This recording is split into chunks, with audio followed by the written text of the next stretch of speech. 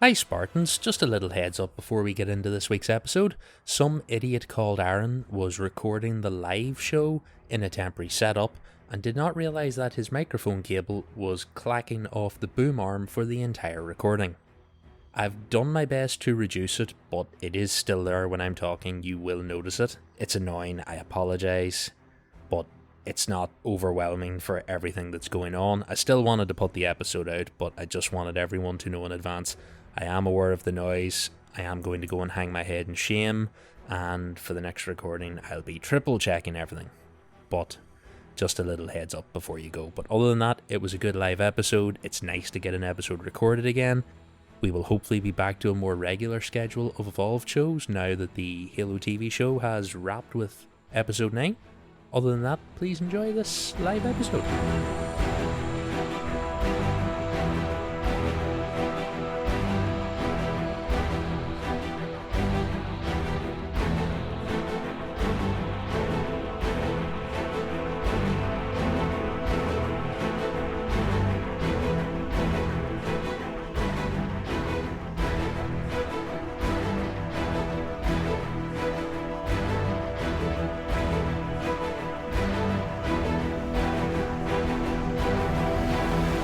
Welcome Spartans to Podcast Evolved, part of Evolved, your home for Halo.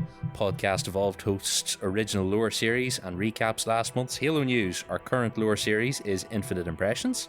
I am your host Aaron, and with me today we've got Krysta. Hello. We've got Lucas from Facebook. Hello. And we've got Discord's BrotherlyDuck 17. Hello. Yay. We managed to assemble a full house because we're running out of hosts. So just bringing us along. I just kind of showed up. We've stopped looking at the chat where we plan episodes. It's like, if I don't look, the episode doesn't exist, right? I think I'm just going to start making memes and posting them in different places, going like, got any of those podcast hosts? To see if anyone answers. Right, as you can tell, this is a live show. We are live on Discord. We are currently torturing our listeners. You guys all need hobbies. Their hobby is Halo and listening to us. Go outside. Touch grass. Right, well, as you can tell, we are live, we are here. Thank you very much, everyone, for listening. Special shout out to Colin, who is listening to us while he drives. Please don't become angry and crash the car while you listen to us. We love you. Today, we are going to cover news from the last month, which is a bit slimmed down, thankfully. We've got some community questions, and we've got a voicemail. Before we get started, I'll do the socials because I can hear Oren going, do the socials, do the socials, do the socials. If you're listening to the show, welcome. This is Evolved. We host a variety of shows. This is the main show where we cover lore series such as the Road to Infinite, character dossiers, and the current Infinite Impressions. We also have Mission Debrief, Builds with Blocks, Halo Book Clubs, Halo Headlines, and our newest shows, Halo Gear Guide and Halo TV Plus, which will soon be going on hiatus because we're almost finished Season 1 of Halo. Evolved also partners with HCS Pro Talk, where every week Josh and Will discuss the latest information within the competitive Halo scene with an emphasis on the community every week. You can learn more about all our shows by visiting the website evolvedhalo.com. If you're already a fan of the show, please take a minute to go and leave us a review and a rating on your podcast service of choice. We greatly appreciate all of the feedback we get from you guys to help us improve the show. We would also like to take a minute to thank all of our patrons for your continued support. You help to make everything possible and do all the dumb shit we do, and we love you all very much for it. Thank you!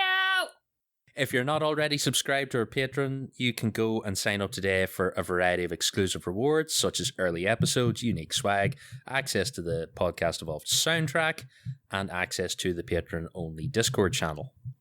You can head over to patreon.com/Halo Evolved to learn more today. Finally, we encourage all of our listeners to support us through Audible, where they can enjoy the growing collection of Halo novels all in one place, along with thousands of other novels, guided wellness programs, and more.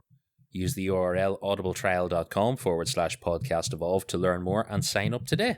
So, next up, last week on Zeta Halo, we're going to talk about some Halo stuff. Now, I'm going to roll some of mine in with some of Lucas's at the end here because we did some stuff together. So, Lucas, what Halo stuff did you do before we did Halo stuff together? Well, I recently completed my very first lasso, with the tank gun, though, unfortunately.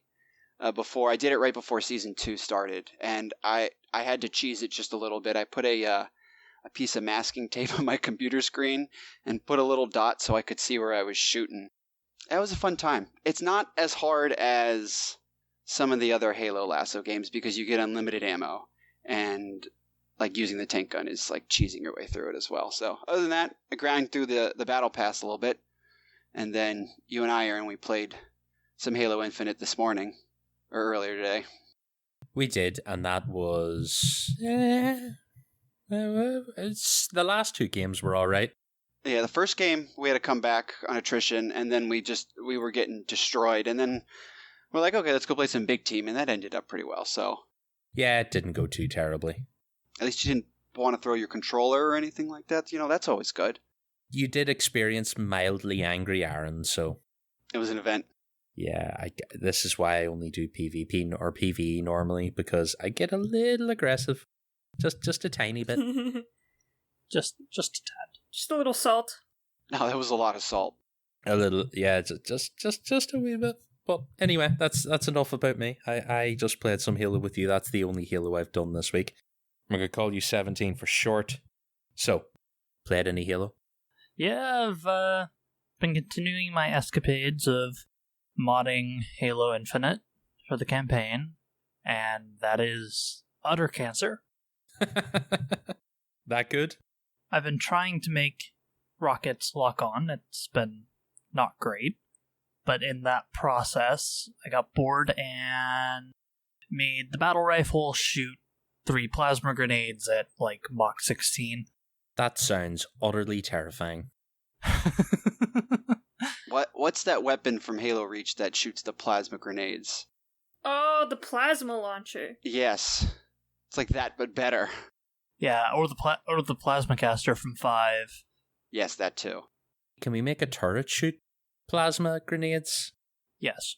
Okay, that sounds like the utter chaos we actually need. We just empty a clip of turret rounds and then the game breaks because the physics dies. Or my Xbox melts. I've been quite surprised with how robust the system is. There's a couple of things like it'll just break, so I've avoided those. But generally, if it's just a munition swap, it's fine. Just when you get into crazy shit? Yeah.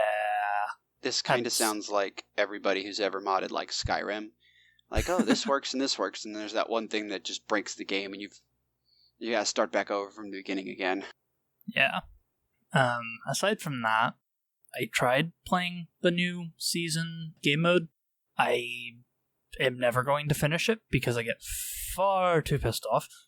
Oh, yay, we have that in common then, yes. I also detest it with a fiery passion.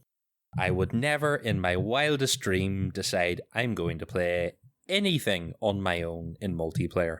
I want to like it. I like it. Once you like learn some of like the little tricks and stuff of playing it, like I don't even upgrade until I get the assault rifle or the commando. So I stick with the sidekick because it's so much better than the disruptor or the I can never say it's the Mangler.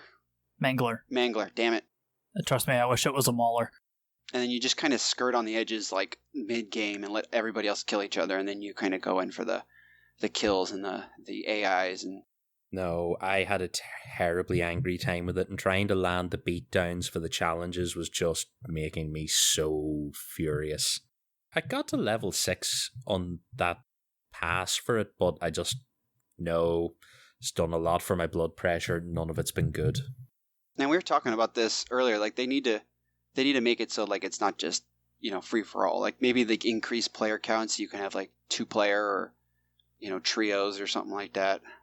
That would help, but also being able to invite your party into the game, because it's very annoying when you go, oh, your party's too big. It's like, that's all right. I would like to kill my friends. I know that probably leaves it open to abuse for completing challenges, but so what? It's not competitive. Let me bring my friends in with me into the same game. That's the other problem, is like you're playing with your buddies and you're all trying to grind challenges, and then it's like, well, I ran out of like standard ones. I got to play these event ones. And so like, okay, well, everyone just goes and plays last Spartan Standing for like an hour, and then we all come back and play normal Halo Infinite again. My issue with Last Spartan Standing is definitely the weapons upgrades. That's been the part that's killing me. Because I'm not good with the Mangler.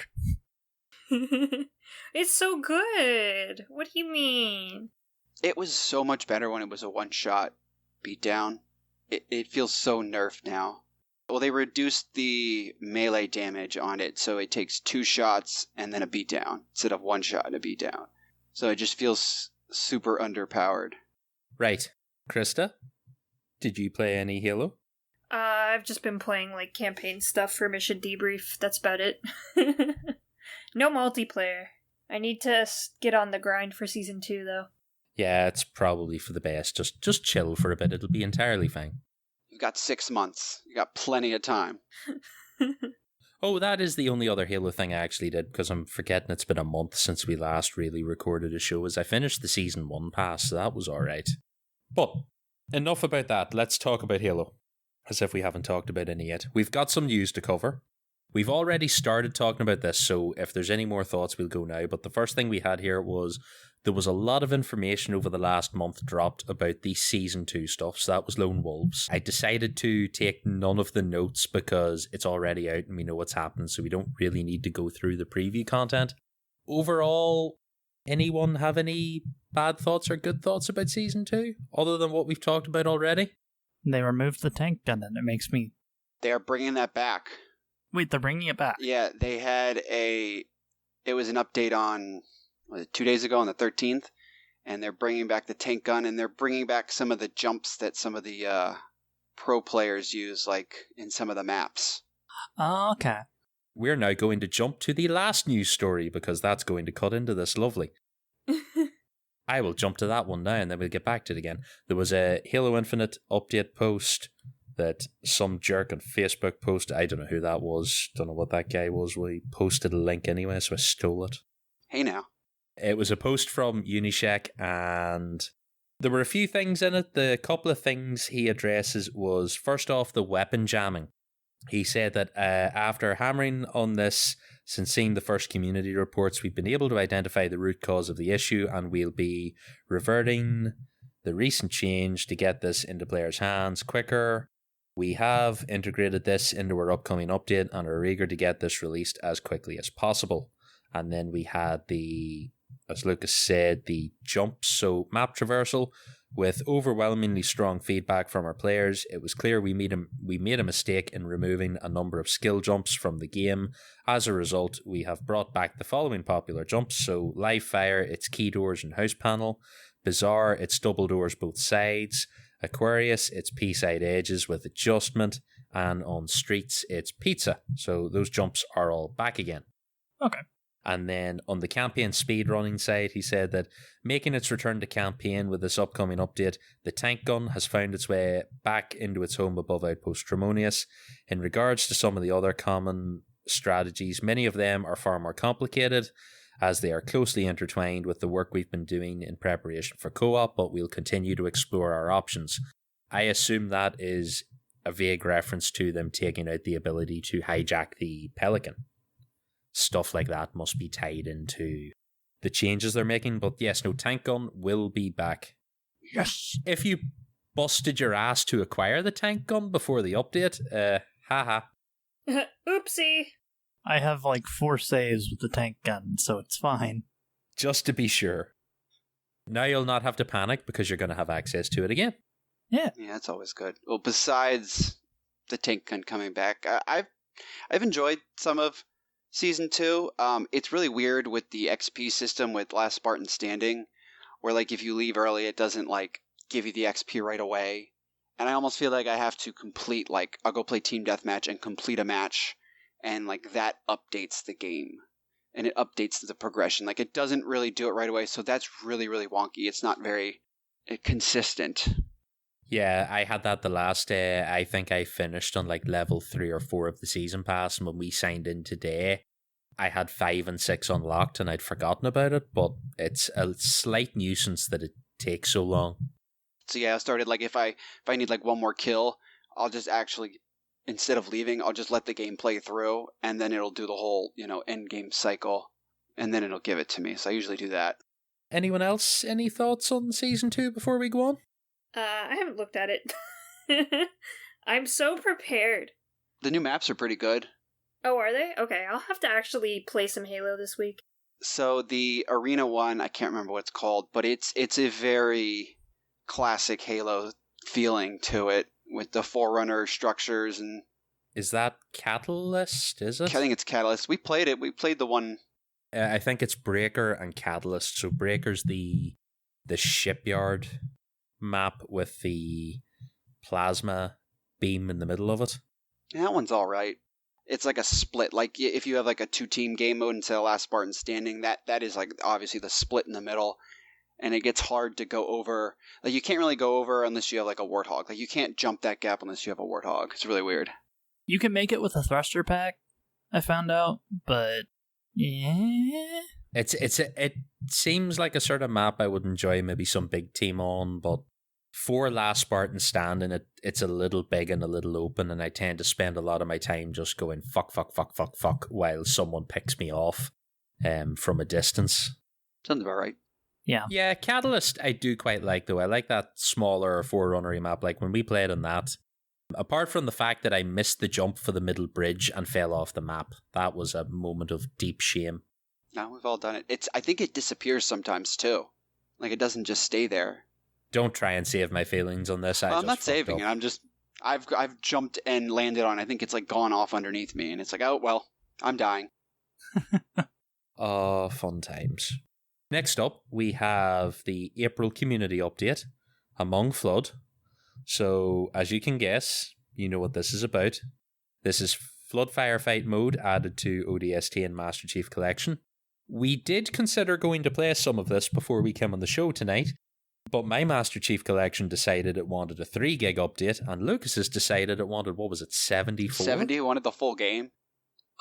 It just wanted to re-download the whole Yeah, I was like, so that wasn't happening. I read something on this before. There's some sort of an issue where if your Xbox is like mid-update and anything happens, it'll sometimes just decide to re-download the entire game. So yeah, I'll be probably just in case something got corrupted. Yeah, so occasionally you end up having to download stupid amounts of stuff. I did get the chance to play that when it first came out, and it really reminded me of just playing ODST Firefight with your friends and stuff like that. And you can change things. Like you can change like what guns you start with, what vehicles spawn, if the flood can interact with vehicles or not, because sometimes they spawn with wraiths and stuff. And so we put in a Hornet, and on the level, it's like the zoo level in ODST. I don't exactly remember. Uplift Reserve. Yes, Uplift Reserve. The power weapon's a Spartan laser. And they also give you AI, like AI buddies. And so we got 2 Marines sitting on the side of the Hornet, both with Spartan lasers. And I'm just flying around the map, and they're just zapping everybody. And it was just glorious. I had my fair run with Flood Firefight when it first dropped. And, man, you play on some of the smaller maps, it gets real claustrophobic real quick. And I think on the smaller maps they use not ODSTs. They have elites as your companions as well, and not really. We had some elites on I can't remember the level. It's one of the smaller levels that we did. But and there you give them rocket launchers, or they'll pick up the turrets that are sitting around, and they do a pretty good job too. But then when they die, they turn into Flood. What? That's awesome! So you gotta like stand near them when they die, and then just keep beating their bodies so that they don't turn back into Flood again. Yeah, I never ran into the elites, but I think it was Alpha Site. On the Alpha Site, that was... I have a lot of good memories of ODST Firefight, so I think I'll have to have a little look at that when it updates here. There's a list of stuff here, so of additions, I pulled the main ones out. So we had enemies visible on Visor map, Sentinel enemies added, friendly elites added on maps with allies, players can now use the Sentinel beam and energy sword, spooky ambient fog added during flood waves, flood can drive vehicles. Spooky ambient fog, perfect. Because that's what the map needs. Definitely. 3 new flood enemy types added, and networking improvements for Firefight in Halo 3 ODST and Halo Reach. So those are all good things. The other thing I think that update had was you could cross-play between PC and console on Halo 3 and Halo 3 ODST campaign. It was in like a beta stage. That's right, I remember them saying that because they said it the first time and I was like, hang on, you can't crossplay? And that turns out, no, you couldn't. Master Chief Collection has come such a long way. Do you remember when it launched and it was on fire? Oh, yes. I think anybody who was there in the beginning has that scarred image in their mind. And when they gave us ODST campaign and we were like, oh, I kind of want Firefight, but we're never going to get it. And now here we are with Flood Firefight. So when MCC first launched, the terminals for, what was it, Halo 4, it wouldn't play natively in MCC. Oh, it switched to the Halo channel? I think they were all like that. They were for a while. It pulled you to Halo channel, or if you were on PC, I think it pulled you to Halo Waypoint, which doesn't work anymore. Yeah, they started updating that a while back, that slowly as they went through the games, each one added the terminals in, because that would have been back when I had the really, really shit internet, which meant anytime you activated a terminal, everything ground to a halt in my end, so I had to like quit out of the app, go back to the game, be like, okay, I just can't watch these anymore. Which was very annoying because I think I remember like going to watch the intro scene for Spartan Ops, and instead of being like the nice looking scene that I got on my old version of Halo 4, I got this Lego-y streamed in horrible thing. I was like, oh, none of this is playing native, it's all shit. I know they wanted the Halo channel to be a thing, but no, please never do that again, 343. The only thing I used it for was Halo Nightfall. Yeah, me too. Same. All they just need to do is, have they added the extra scenes in yet in a video that you can just watch? Wasn't Forward Unto Dawn on there too, or no? I think Forward Unto Dawn was, but it didn't. No, Forward Unto Dawn was there, but I think it existed before that because it didn't have any of the like, oh, push this button now to watch an added scene. Oh yeah, they had like in the scene itself you could like hit like a screen or something. Okay, yeah, I remember that. TV show Inception. Yeah, when I watched Forward Unto Dawn, I think the Fall of Reach, we got it from Redbox. It was on Redbox? Redbox still exists? Yeah, there's one at the Price Chopper up the street. Yeah, I see him at Publix when I leave my Publix. I think I have one at my Publix too.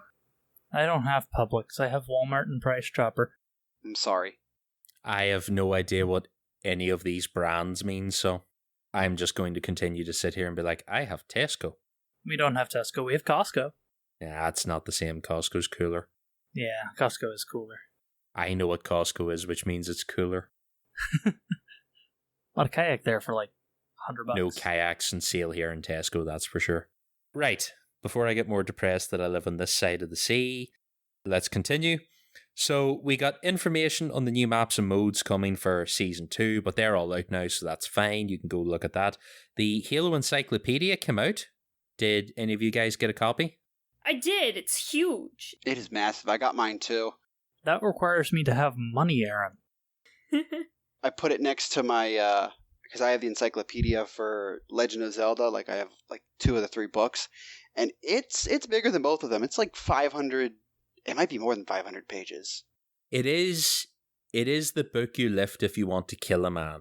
Like, it's book that you pick up and you hit them with. Yeah, I'd completely forgotten that it was out, so I just like jumped on Amazon and ordered a copy. I think Tom got the deluxe copy from Dark Horse directly.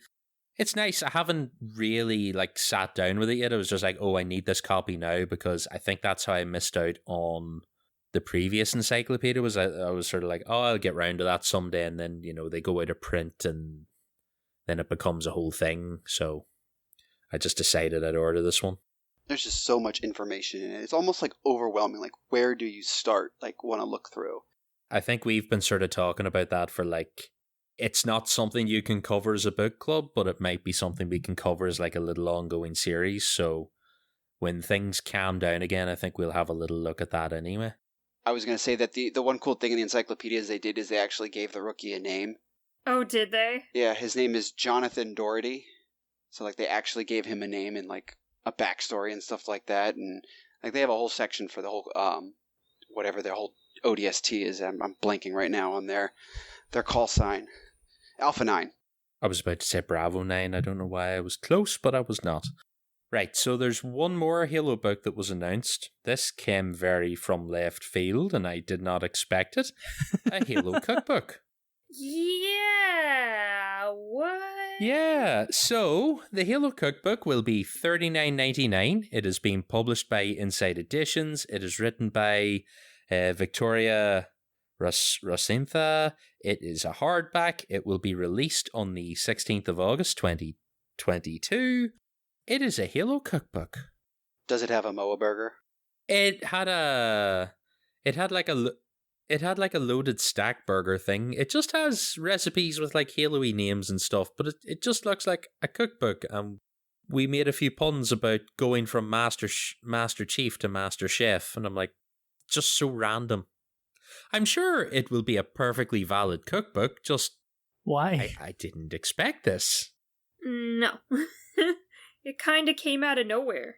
Yeah, the Halo Pringles should have been our first clue that someone there has been looking at food. The Halo Pringles were amazing. Did 343 just need lunch? Do they need fed? Is this like a clue? Do you remember, gosh, I think it was like the Halo delay or something like that. People were sending pizza to their office, and it got to the point where they asked people to stop sending pizza. Guys, I think 343 might be hungry again. Send them more pizza. Send them Taco Bell instead. Yes, just send them bury them under a wave of tacos. It'll be entirely fine. It'll be cheaper. It'll be way cheaper. You got to send it Just to get them them at the 3 in the party morning. pack. Oh, yeah. That's the only time Taco Bell is good, is at 3 in the morning. Drunk. Yes, drunk at 3 in the morning. And you get your Baja Blast. And then I come back from my lunch break and my boss is like, why do you have so much Taco Bell and why do you smell like whiskey? It's the Baja Well. Blast.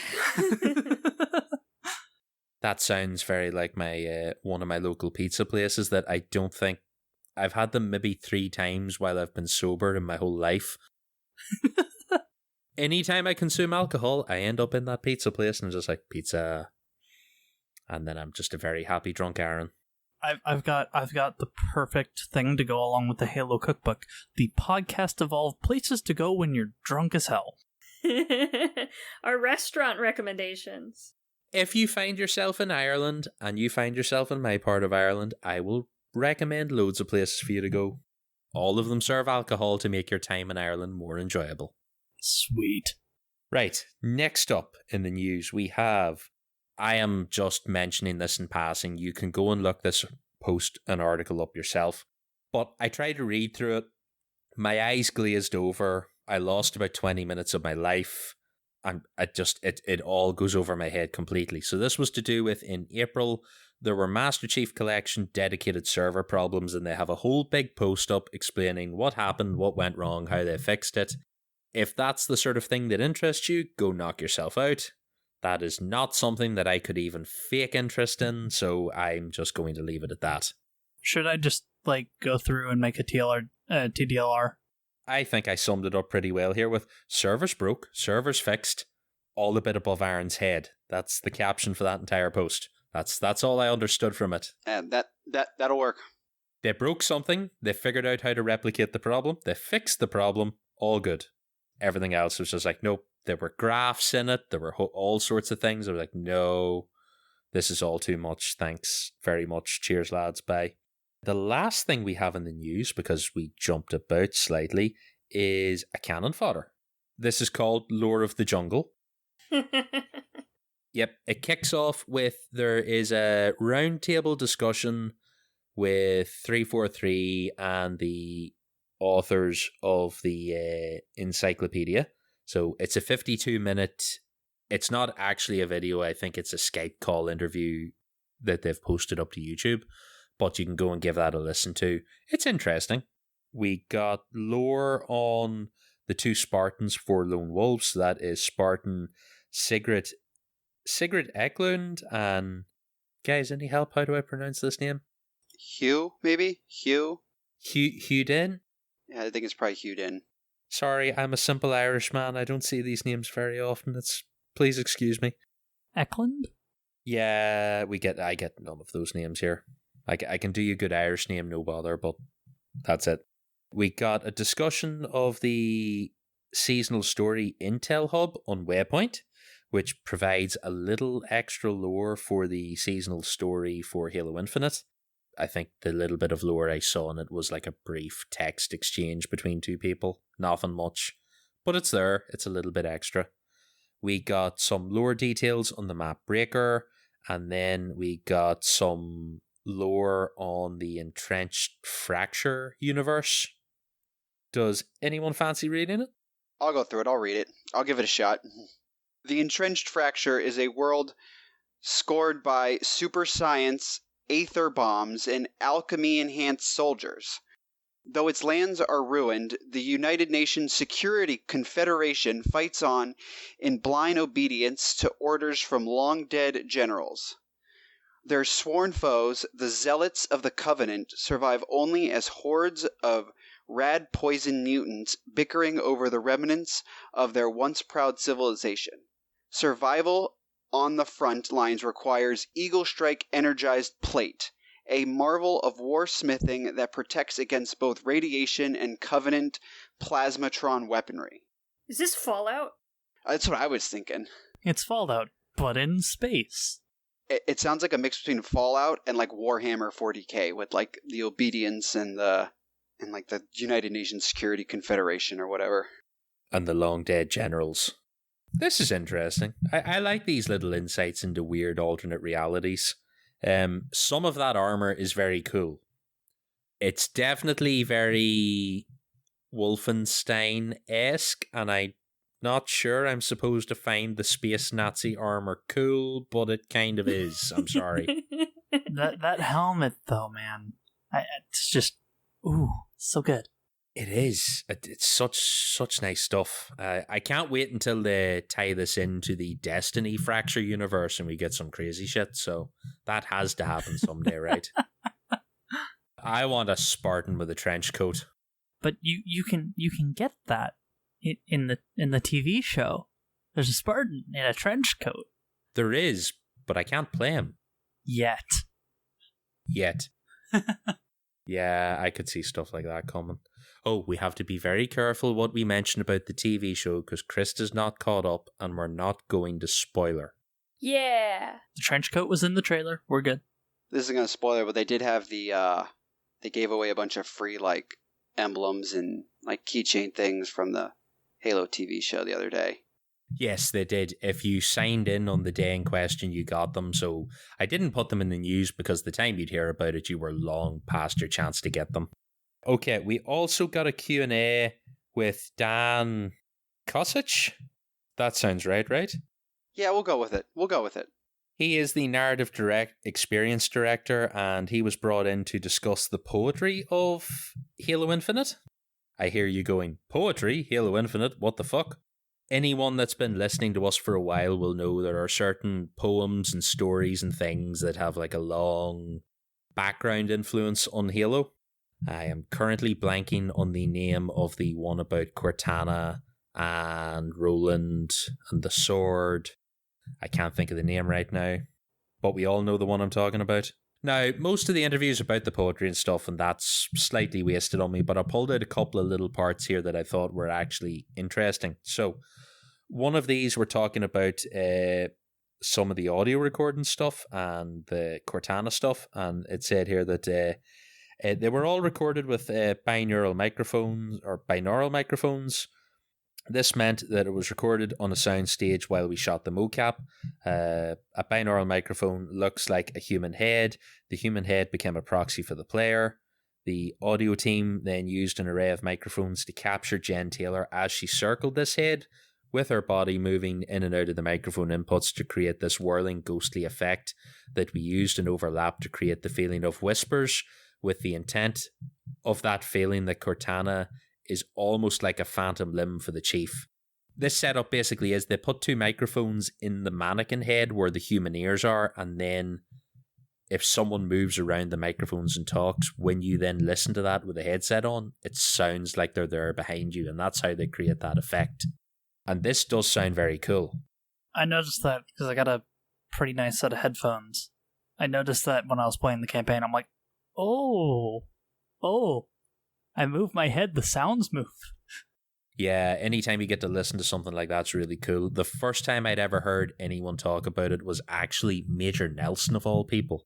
One of the tech companies that sometimes sends him like free stuff to test out sent him a set of headphones with binaural mics in them. So I think when he was at like a game show, he recorded audio as he walked around and then put it into the podcast. So that was the first time I was like, oh. The other one they mentioned here that was one of their influences was Senua's Sacrifice, which if you've played that, you'll know that they do a lot of that because she hears a lot of voices whispering and they whisper sort of around her and behind her and stuff, and you as the player with the headphones on hear all of that. I'm pretty sure when you fire up that game, they even tell you, it's like, you should play this with headphones. And then you go to play it like, no, you should really play this with headphones. And it's a great game. It's worth, if you know either of those, then you know exactly what this effect is. And then there was one other fun fact here that I pulled from this. The entire ending speech of the game is played during the second level foundation. It's backwards and phases in and out of the ambience as you traverse the ring's underbelly. We wanted to give the game to have this symmetry with the beginning and the ending, and we put it in the second level to act as an Easter egg and spiritually suggest that in some way Cortana has always been trying to reach out to you. So I didn't realize this, that all those like distorted noises and stuff is actually all of Cortana's conversations from the end of the game. I noticed there was a voice there backwards that would do that, but I never put it together or went through and actually recorded audio to reverse it. Okay, so what you mean by the ring's underbelly is like when you fly underneath like the level? Yeah, when you go to retrieve the weapon on that second level, you work your way through all the like the floaty platforms where everything's sort of a bit chewed up and distorted. You'll pass through the like weird Cortana data distortions and stuff, and you'll hear voices and noises and weird stuff. So that's all her speech from the end of the game, which I thought was pretty cool. I'm going to have to go back and listen to that. Yeah, it should be like I'm going to have a go at it myself because I want to see if I can like notice anything now, because I don't think I picked up on this at all the first time. We have sad Halo book news as well. Halo Outcasts was pushed back to 2023. No. One last little thing to mention here, and this is the last little bit of news. So, I think you'll remember we put a post up way back when things were quite grim that for the month of March, we would be donating money from the Patreon to the Ukrainian Red Cross. We raised $500. Woo! Yay! Ooh. So, thank you to all of our patrons and everyone that gave us money. We had a big surge of patrons joining up that month. All that money was sent away. We appreciate it all. Right. Moving on from the news. We have Community Evolved. This uppity Facebook admin decided he was going to ask questions. What terrible idea. Imagine just deciding you were going to ask the community anything. I was surprised how much they responded. Like, I got a lot of comments on that. Almost as much as like a mission debrief thing that Colin posts. The community are just like quietly craving a post to interact with. That's the real secret. People just want to talk to us.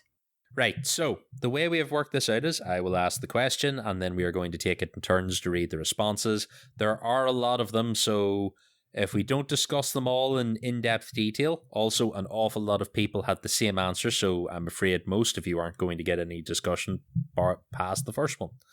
So the question was, this was asked by Lucas, Facebook admin. Don't know who he is. How does David do that every week in Mission Debrief? He reads the name and then he reads the date and time and then he reads the post. I only have Colin Perkins admin there for later, so that'll be fine. The question was, what is your favourite Halo story? This can be a game, book, comic series, or even a commercial, whatever you think is the best story in Halo. I will read the first one out. This comes from Miles. You may remember Miles from such things as podcast art. Hooray! So Miles says Palace Hotel. A real-life Marine writing an authentic, realistic depiction of Halo 2's Metropolis was just perfect. Close second is Breaking Quarantine. Halo needs more manga stories. Best aesthetics in the franchise. Halo has manga stories? Yeah, it was in the Halo graphic novel. Ah. And that was the one with Sergeant Johnson, I think, when he, in between the video recording and him getting out of the flood. We covered that on a book club not too long ago. This is I think the guy that wrote and did that comic didn't speak any English at all, which is why there's almost next to no dialogue in that story. Johnson doesn't need any explanation. No, he just needs a shotgun him. Or just 2 sticks and a rock, and he has to share the rock. Okay, who wants to go next? Well, you should do this one. Yeah, Aaron. Oh no, I didn't want to be reading my own, but I suppose I will then, fine. This asshole called Aaron says, the Kilo 5 novels are definitely my top Halo series. BB and Phillips are probably 2 of my favourite characters, and the appropriate response to this was, I'm sorry, I believe it's pronounced Phyllis, which is correct, by the way. Really? Phyllis? BB and Phillips are fantastic. I do like Karen Travis's books. I've never read her Star Wars stuff, although I think she has a bit of a hate relationship with Star Wars after George Lucas basically threw all of her world building out the window. She actually did a book series, one of the book series that I'm reading on Audible. It's called The Best of Us, and it's for the Galaxy's Edge, and they actually ended up getting rid of it, not because of her writing ability, but because it couldn't work in the Galaxy's Edge universe, and so it's its own standalone story now. But it's a fantastic book, regardless. Yeah, well, I always thought the first of her stuff I ever read were the Gears of War books, and I thought anyone that can make me care about the characters in the steroid addict meathead universe of Gears of War is a good author. And that was my first introduction to it was meatheads with chainsaw guns, and you made me like them and care for them and go oh wow, there's so much depth in this universe. And then I was like, this is Gears of War you're talking about, man. It's all down to her books. There is an awful lot of that story sort of makes its way into the third game. So by the time you get into Gears 3 and it feels like there's a lot of backstory and a lot of other stuff, that is all taken from the universe that she creates in those novels. Good author. Would love her to get a chance to do another Halo novel someday. I would like an update on all things Kilo 5 down the line. Absolutely. All right, Krysta, you got the handiest one of these. Perfect. Chris Niles says Spartan Ops. He's not wrong. The story was good. Story was good. The intro cutscene was the best. Where they drove the Infinity through the cruiser. Yes. Replaying the same 6 levels 500 times was not that fun, was not but good. the rest of it was fine. The gameplay bad. The story good. Playing it solo is worse. Isn't there an achievement to play it solo on Legendary? Yeah. Legendary actually isn't as hard because you have unlimited lives and it doesn't reset the level. So you can just chip away at it, but it takes forever. It still makes... And if you have to defend anything, you're fucked, basically. Yeah, I can't remember if it was Oren or David were doing that for the achievement hunting and losing their minds, because this is a long time ago now, but I do remember one of the two of them just slowly losing their grip on reality with that. Yeah, that'll do it. Okay, next up, I will volunteer. Lucas, do you want to read Ben's here? Okay, Ben McGuigan. He has Kilo 5, and he just keeps adding spaces in between the words and the letters. He's not wrong. He's a man of taste. Kilo 5. And I guess I'll do the next one because this is my comment. I said, to be honest, I have to go with the ODST trailer. Probably the best commercial, hands down.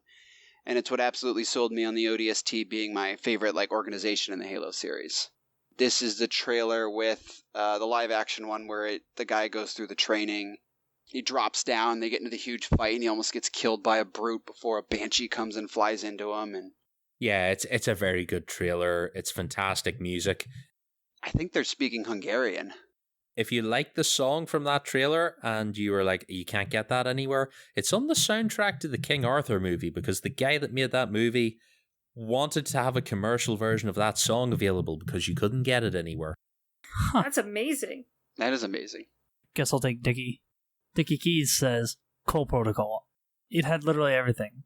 Spartan 2s, ODSTs, Thelvadam, Keys, Insurrectionists, a Jackal Pirate King, breeding an army of grunts on methane. Okay. That's fucking excellent. Last Light tickled me too.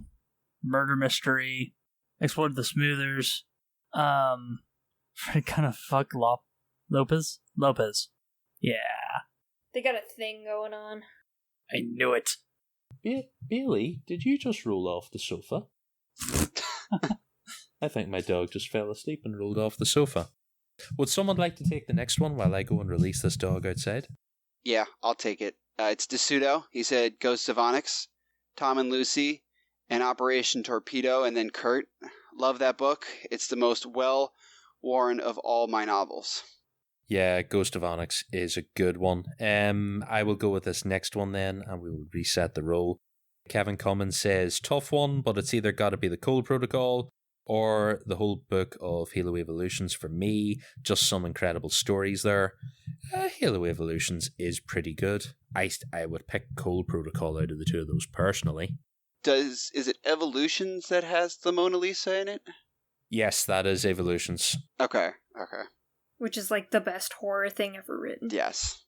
Still haven't read that one. Oh, it's very good. It's well worth it. You can download the audiobook version of it, and it's quite enjoyable.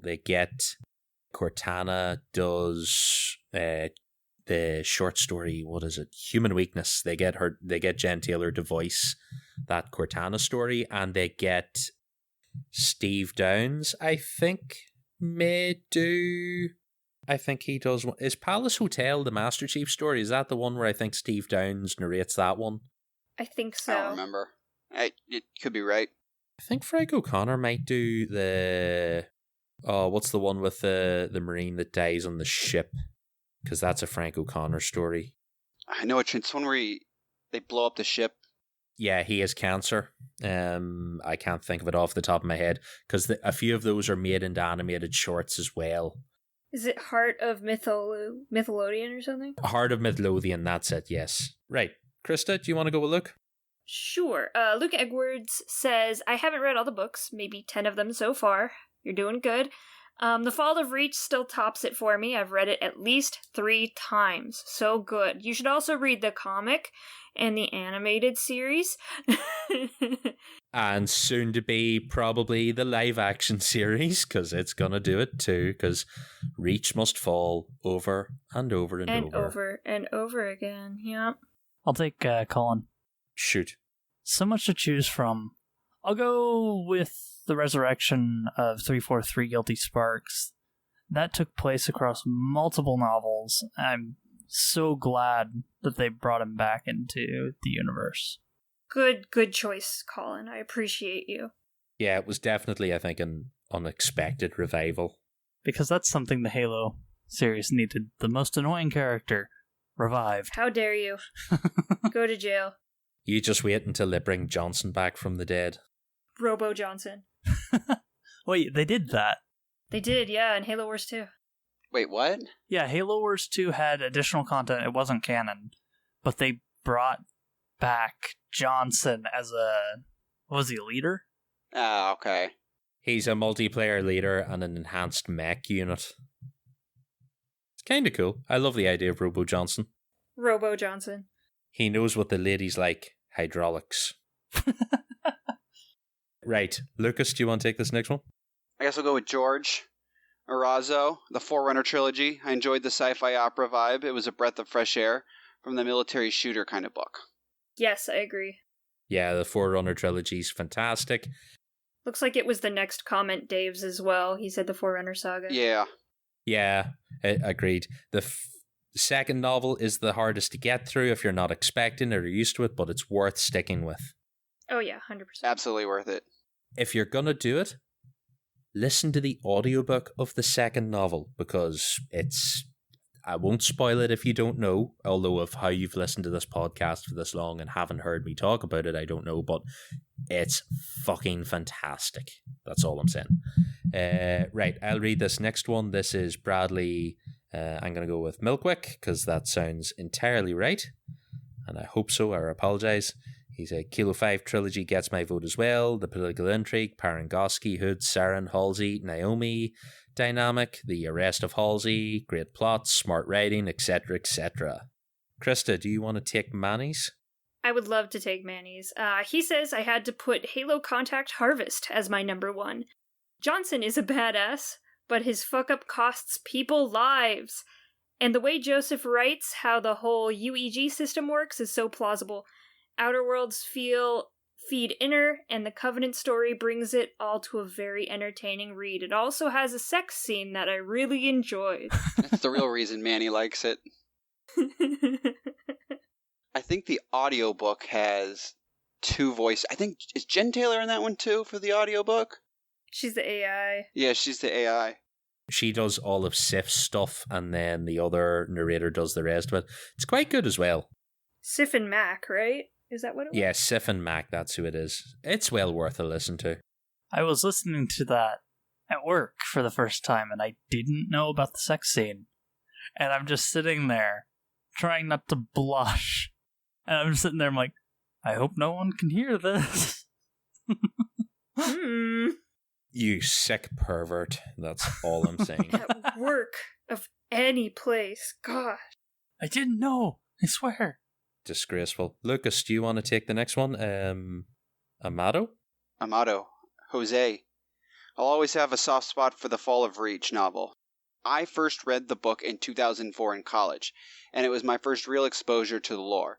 It turned Halo from just a FPS I played in the dorm with friends into an immersive experience that I'm still in love with at the age of 37.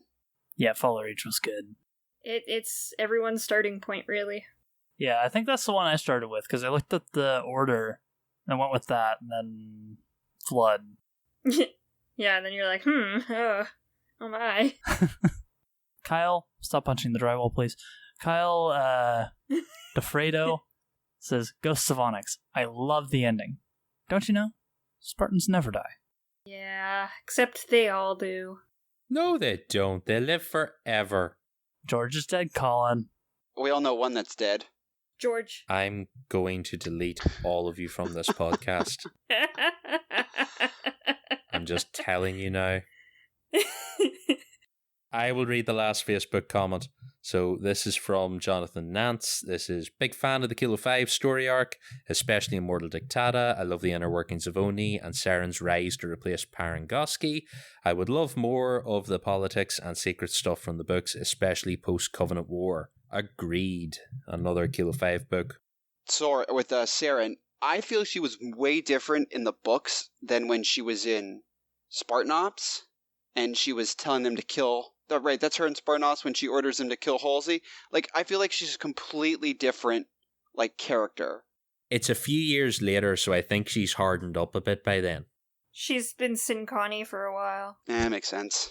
If you think that the Kilo 5 books take place a couple of months after Halo 3, and then by the time we get to Spartan Ops, it's been a few years since then, that's really where they're at that stage. Like, she's had a bit of time to harden in. The only thing about that was once I saw her in Spartan Ops, it made me sad to think that Parangoski's probably dead. We don't know that. We don't know it, but like I would be more upset to find out that she's dead than to find out that George never comes back. Because Parangoski's great and should live forever. She's somewhere eating like her biscuits. Wasn't she in her hundreds, I thought? Yeah, she was pretty old. She's like in her late 80s or something, or 90s. She's quite old. Like she's older, I think, than Hood. Sergeant Johnson's older than Hood. Oh yeah, Sergeant Johnson's ancient. Yeah, he's like 84. He's still out there being a sleazy bastard. It's great, isn't it? Doesn't that have a lot of that to have to do with, like, cryo? Like, you essentially don't age in cryo? It's the same reason the Chief is, chronologically in his, late 40s now, but he's still probably only in his, early 30s physically. A lot of time in cryo preserves you, so even though the clock's ticking, you're not, which is a lot to do with Johnson as well. Right. I also posted this question in the Discord, and we got a few different answers here as well. So if you posted an answer in the Discord live chat after the time that I posted these into the script, I'm afraid they're not getting in. Oops. I guess I'll just delete that. Non-profit organization. You know my pain on Mission Debrief now. Yeah. In First Strike, the bit with the Nova bomb where the engineers are messing with it and the grunt pushes the button, vaporizing an entire fleet and half a planet, it is very cool because Admiral Whitcomb delivers a fantastic speech where he tells them to go fuck themselves. And that's set up in, like, Reach or something, right? Yep, Danforth Whitcomb has the bomb set, records a cool message, and it's just like, fuck y'all. Ooh. Rip. Krista, do you want to take Toki's? Yeah, Tokyo Drift says, Team Ferrets, not live action, but the Believe trailer. That shit makes me so nostalgic, I tear up when I watch it. I love that trailer. Brings me back to good times in my life. That's depressing, Toki. No, you look back at it now, the Believe trailer came out in simpler times. It's very good. Lucas, do you want to take the next one? Auntie Becca. It's gotta be We Are ODST, such a powerful way of showing the gritty behind the scenes of the Halo universe. At that point, we were so used to Chief being a hero, and this larger-than-life figure who did stuff like riding a nuke out of a spaceship. But to see the day-to-day life of a regular, as much as an ODST can be called regular, military man in the war was oddly emotional. The transitions were harsh, similarly to how a lot of the military recruitment videos that I've seen are done, and the music was just perfect. Yep, agreed.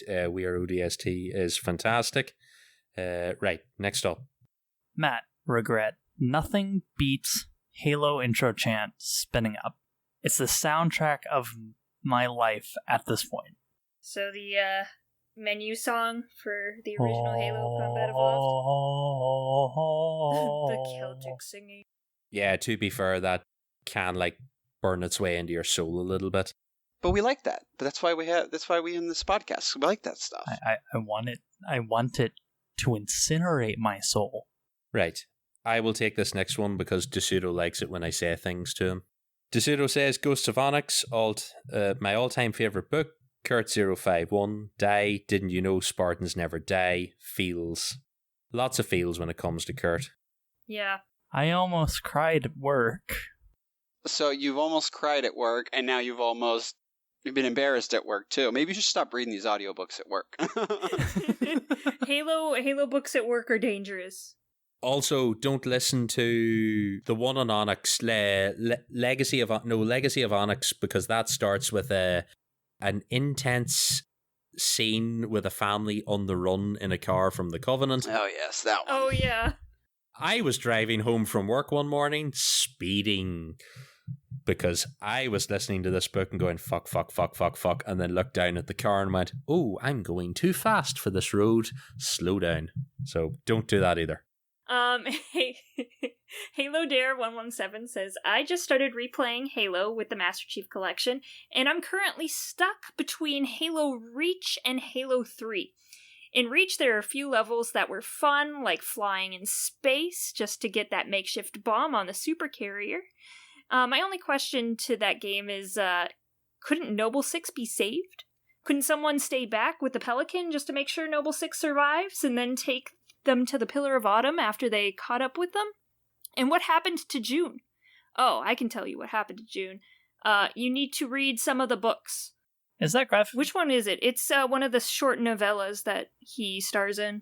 June resurfaces for, I'd say, Bad Blood would be his first appearance. Then there's New Blood, and there's also a short story, although he's not really in that, but one of the Fracture short stories he's sort of in as well. When they're in the academy, anything they're time. He's at the Spartan Academy right now. Kind of went boom. He's dead now. Possibly. Press F, play respects. So Halo Dare goes on to say, Halo 3 menu music is still one of my favorites. Never Forget Long has such a sweet but sad melody, so that's the da-na-na. Bum, bum, bum, bum. Yeah, I love the unity between the elites and the humans. I couldn't tell you which level I enjoyed the most, but I know my favorite scene is when Arbiter kills Truth. fantastic. And then he does his battle cry. I do like Halo 3 ODST as well. These men go through a lot of hardships just to find each other and regroup to do the mission. The rookie has to find clues to figure out where everyone went, and Buck was my favorite ODST due to who was voice acting as him. Nathan Fillion. Nathan Fillion, he was very handsome. Oh, gosh. Did you say was very handsome, Krysta? Was, past tense. He was very handsome in the game. He's not currently in the game anymore. I don't know, he was in 5. We haven't seen him since, though. He looks good in a set of Milliner, not gonna lie. Do you think he suddenly went from being like really attractive in Halo 5 to horrific? Well, I don't know. I don't know what he's looking like now. He still looks good. No, I don't. I refuse to look at him outside of the context of Halo. What about his Cade? I suppose, will I read Aaron the Geek because it's an Aaron? An Aaron may as well It is read an an Aaron. You are bound to him by blood. Okay, as the podcast Aaron, I will read the Aaron. For me, my favourite Halo, whatever, has to be the Kilo 5 trilogy. I'm always getting the Kilo 5 ones. This has worked out quite well. I was already a massive fan of Karen Travis thanks to her work on Star Wars, Republic Commando novels, and her work there was a perfect fit for Halo. So when she was announced, I couldn't be more excited, and not a single entry in that trilogy has let me down. It's also the only time that Halo finally fully explores the ethics of the horrific things that the UNSC did in order to survive, and she did that really well in my opinion. Yes, because everyone forgets about how fucked up it is and how absolutely awful the UNSC are sometimes. It's horrific. It's nuts.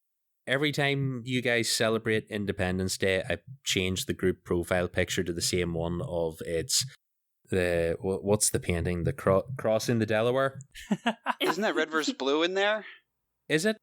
But I always love to point out to people and go like, actually, if this was the case, the Spartans would be fighting on the side of the British because the UNSC are not the small underdogs in this thing. But I mean, they kind of are now.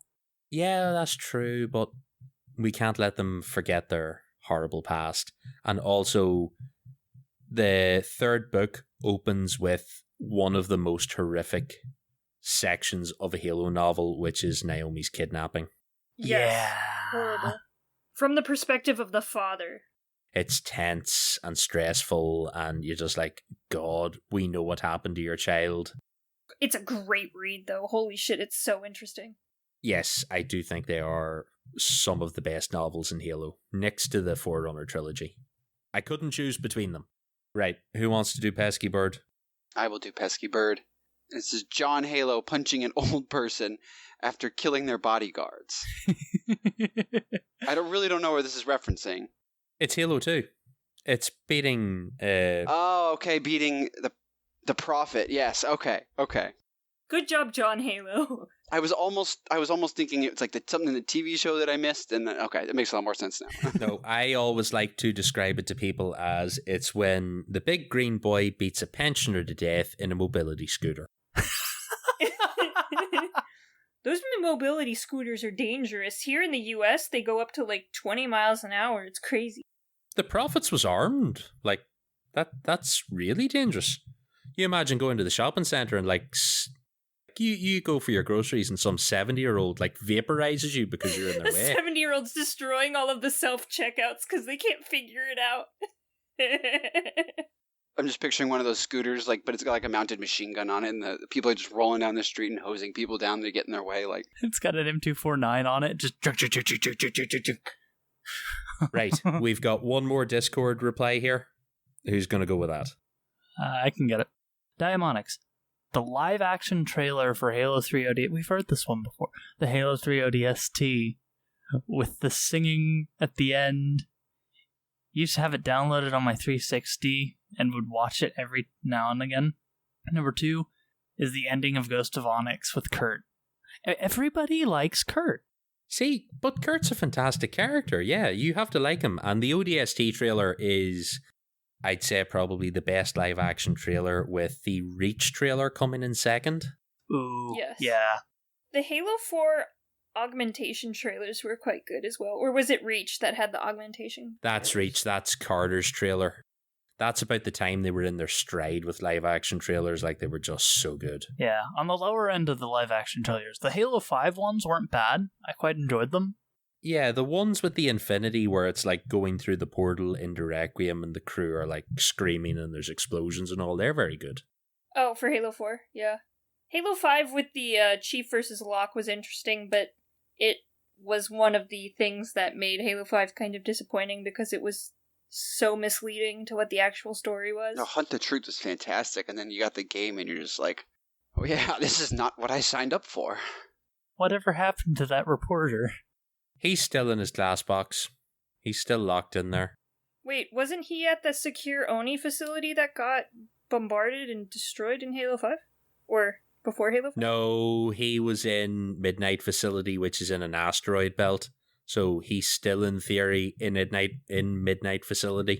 He's just stuck there? Oh my god.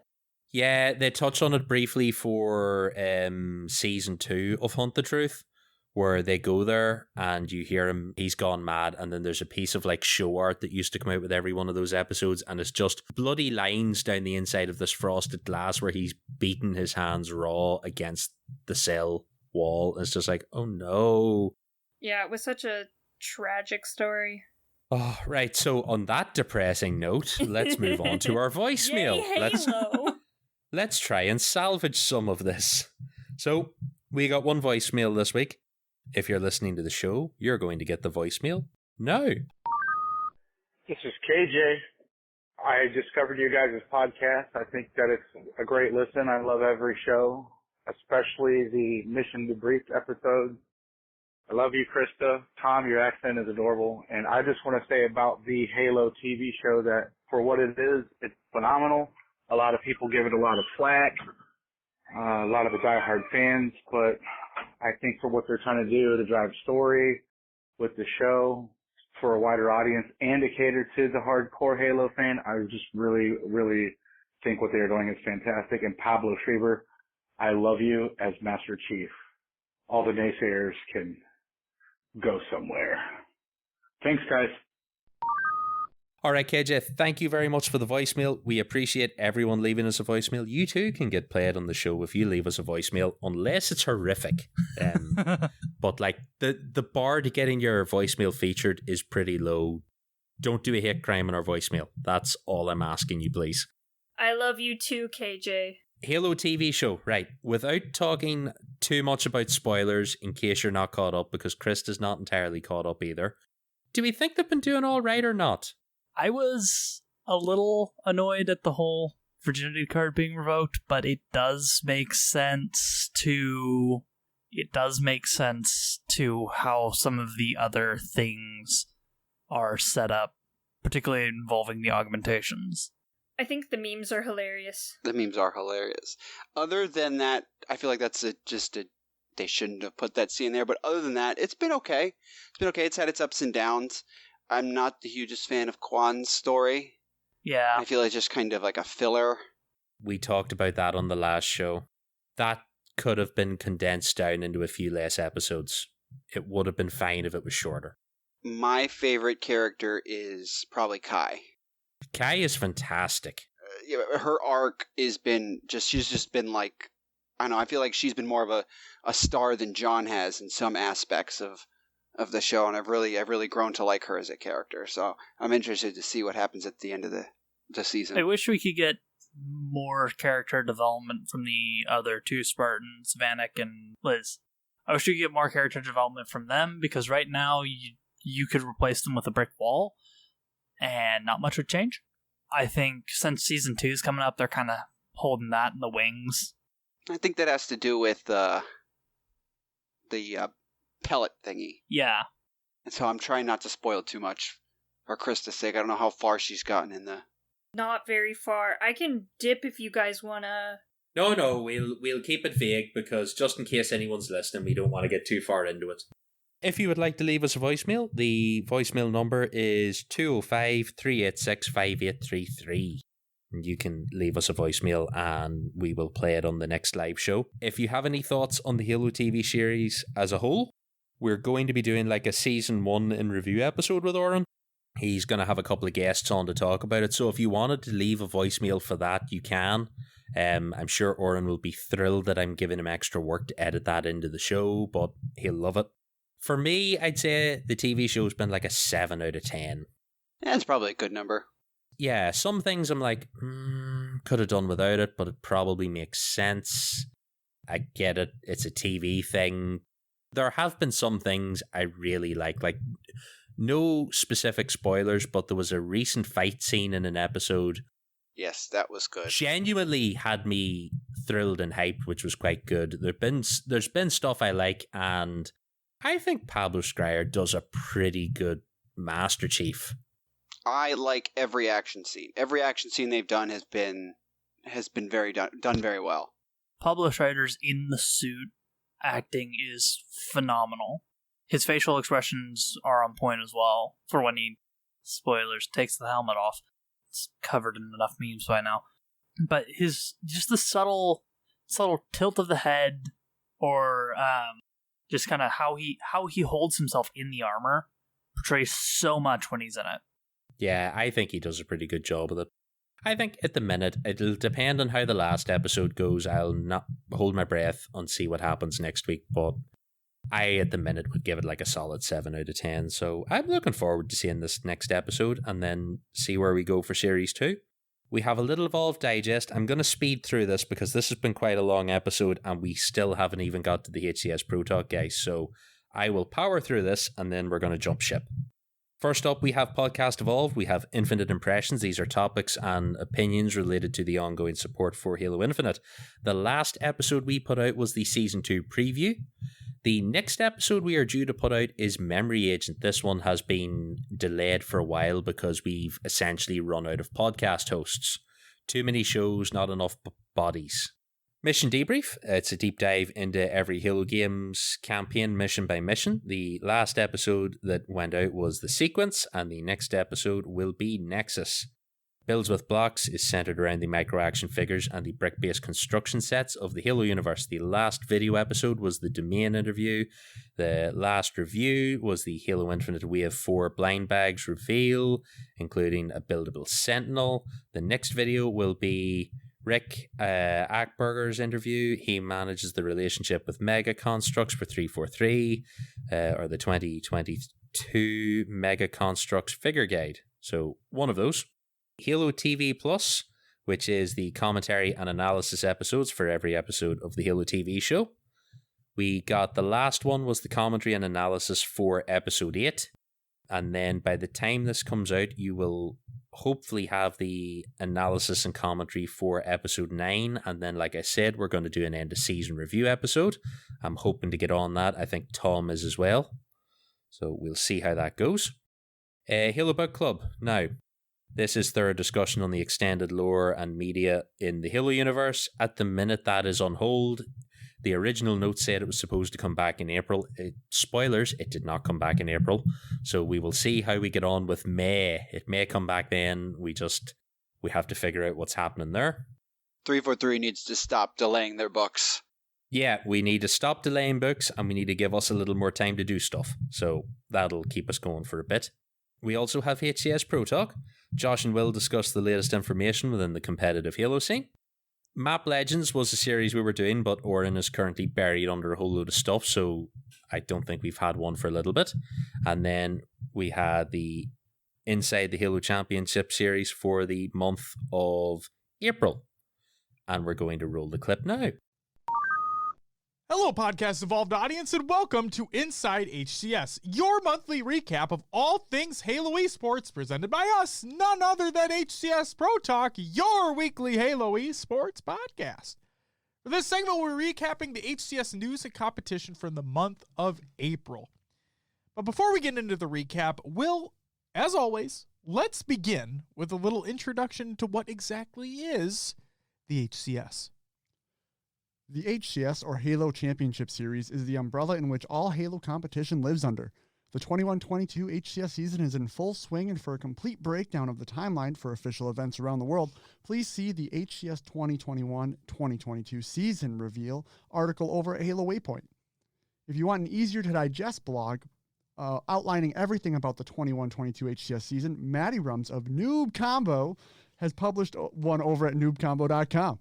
For all major announcements from the HCS team over at 343 Industries, please make sure to follow their Twitter account at HCS and their new official YouTube channel by searching for Halo Esports. Josh, Season 2 of Halo Infinite has officially arrived, and with it, some controversial changes to the competitive landscape. What has the community riled up this time? Well, that's right. Season 2 has arrived, for better or worse. From a ranked and competitive point of view, the following updates have been made to the sandbox. Melee damage for all weapons has been decreased by 10%, resulting in the Mangler, the Mangly Dangly, being a 2-shot melee. BR melee damage has been increased in ranked, and that is to compensate for the 10% reduction across all other weapons. In other words, it remains basically how it was before in ranked. Melee trades are apparently going to occur more often, so we'll see how that works out. The Mangler ammo has been reduced. Slide speed velocity has been reduced. The Ravager is now a 2-burst kill. Drop wall is now stronger and deployed faster. Overshield is increased to 3.5 times normal shields instead of the 3 times that it was previously. And rockets ready and fire faster from pickup. As for what has the competitive community riled up the most, the removal of specific skill jumps, slide speed velocity changes, and even the BR quote-unquote jamming. Luckily, 343 are aware and are actively working on tweaking the skill jumps and fixing the BR jamming, in other words, these items. On a more positive note, we finally have a brand new map in Catalyst and revamped mode in King of the Hill that have been added to the ranked and competitive pool. We can't wait to see what new strategies come from the map and mode in competitive play. Now, Tashi, the HCS lead of 343 Industries, has outlined some preliminary updates related to Year 2 of the HCS, and these include the following. Shortening the season to roughly 8 to 9 months, tighter spacing between tournaments and events and more jam-packed and consistent, and more partner team involvement, like the FaZe Halo Infinite Invitational that Will is going to talk about later on in this segment. Tashi also gathered a ton of feedback from the competitive community, and if you want a complete breakdown of said feedback, please check out episode 231 of HCS Pro Talk. Will, that's it for the major competitive news that happened over the course of April. And hey, speaking of major, wasn't there a major Halo tournament that took place at the end of April? Yes, Josh. Before we get to the big one, we need to talk about the other major tournament that took place right before. The FaZe clan held an invitational where the best teams in the world were invited to compete against one another in an online event leading up to Kansas City. Optic Gaming put on an absolute highlight reel of a show, taking the tournament in a dominant fashion, only dropping a single map and proving just slightly that the recent roster change of picking up Formal in place of Pistola was starting to really pay off. But we all know the true test, and that's on LAN. Lucky for us, we didn't have to wait very long to see how this roster translated to a LAN environment. Which brings us to the HCS Major Kansas City. It was time for the HCS Kansas City Major, including the best teams in the world on LAN. Let's face it, our predictions are always wrong, and this time was no different, unfortunately. We had Optic Gaming taking home the trophy. They had the chemistry, the skills, and all the momentum leading into this event.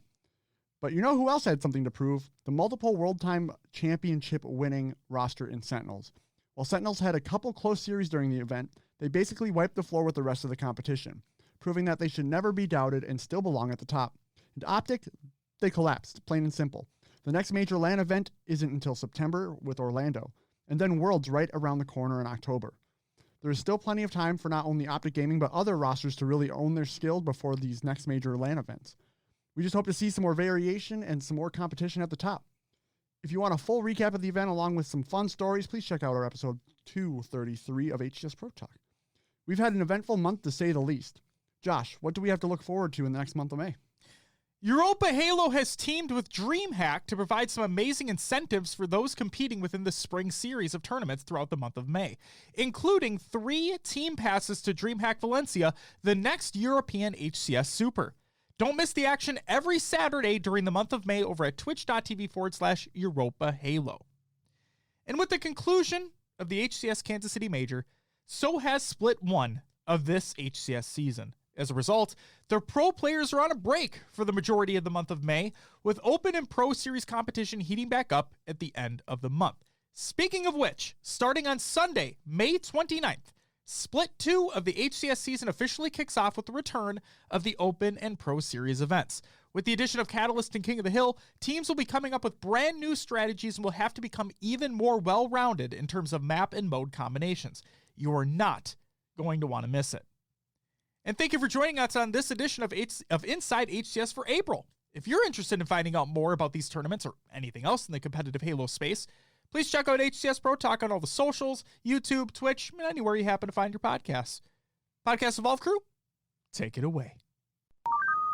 Thank you, Josh and Will, for this month's Inside the HCS. Watch their show live every Monday night around 8 p.m. Eastern, 7 p.m. Central on twitch.tv/HCS Pro Talk, and follow them on YouTube and your favorite podcast feed. That clip was very insightful. I learned a lot about pro Halo things. It is really interesting to learn more and more about competitive Halo, and through the secret art of editing, you would never know that we didn't hear the clip till after the fact. We could just live vicariously through them, so we don't have to be as terrible at Halo. Alright guys, thank you for joining us for this week's show. It's been a long one. We're trying to make up for the fact we've missed a few for a while. If you've listened to us, if you've joined us in live, if you've listened to us after the fact, we appreciate all of it. If you, like we mentioned at the top of the show, you can find all of our episodes over on the website, that's haloevolve.com. You can find all of the unique feeds or just the main feed. Like we said, if you want to listen to everything all in one place, Halo Podcast Evolved is what you're looking for. Once again, special shout out to all of our patrons for your ongoing support. You help make everything possible. To find out about becoming a patron, go to patreon.com/Halo Podcast Evolved to learn more. And finally, if you want to leave us a voicemail about this episode, any other episodes, live TV shows, whatever you like, you can call us at 205-EVOLVED. That's 205-386-5833. And with that, I have been your host Aaron, and until next time, evolved! Evolve! Evolve!